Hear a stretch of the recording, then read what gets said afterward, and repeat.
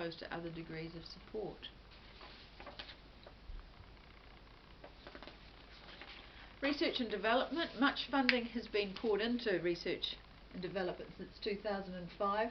Now we're heading up to the 300,000 mark, forecast for the 2008 period, and this must continue.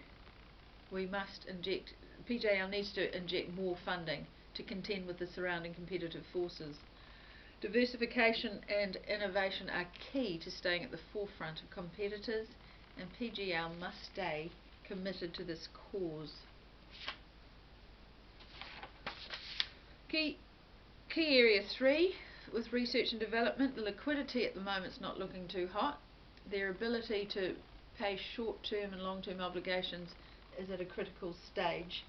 In 2005 it was $1.45, 2006 $2.48, 2007 64 cents, and now we're down to 45 cents. So something has to be done. Cash flow efficiency ratios have been declining since 2006 and entering the negative figures by the end of 2008, the way things are heading. So we're looking at minus 10.45 with cash flow ratios at the moment.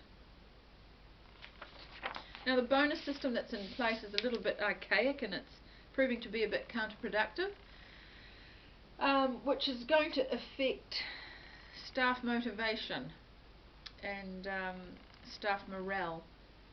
So I think looking at some sort of new rewards or incentives to try and alleviate this is an area of focus. Now the few people who benefit from the current scheme, we've got the director, Alan, Bill, software developers. Now this is net profit before tax. So if there is no net profit, nobody benefits.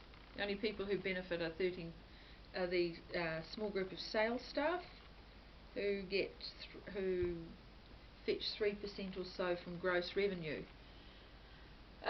This software developers here, just over 2% bonus. That's 40% is allocated to the software developers. So that's divvied out amongst the staff, which ends up at about just over 2%.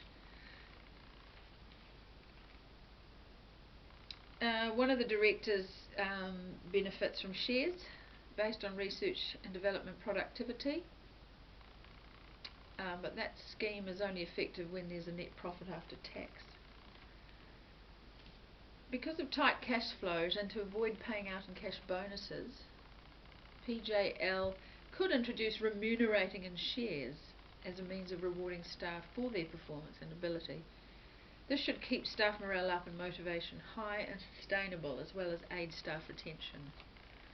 Another remuneration idea is to upskill staff, in particular the office assistant with more accounting knowledge, to aid the finance team with quarterly reporting and improved management reports.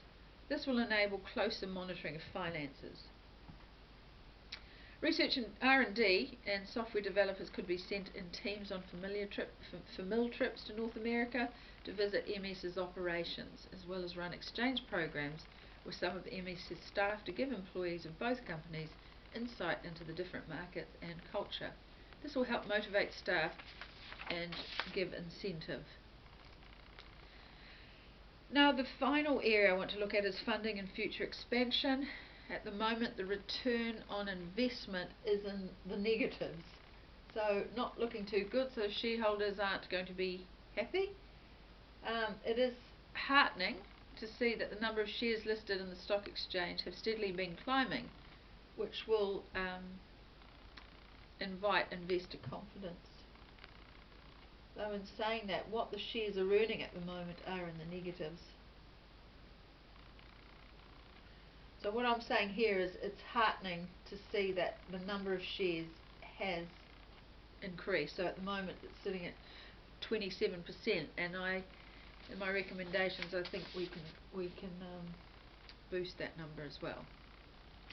So in my conclusion today, North America, here we come. New Zealanders are looking for more of PJL, so increasing the product range and diversifying to keep up with competition is what I'm concluding. Research and development needs 100% backup by management and the board of directors. The bonus schemes need revamping, and funding applications need to start today. So my recommendations are that the contract be signed with Maple Software as soon as possible. PJL makes its products accessible to both small, medium enterprises as well as larger enterprises. PJL offers new products and services to allow Kiwis to experience PJL's top quality. Research and development need a release of funds of $500,000 to work with. Bonus schemes offering all staff shares, as well as upskilling opportunities and visits to Maple Software's head office. And in terms of raising funds, I suggest $1 million of debt funding. We don't have any, PJ has no loan repayments at the moment, so we're in a good position to apply for funding through our bank, and also equity funding to issue some more shares on the market to raise some funds. Well, thank you for listening to me today, and I hope you have a good afternoon.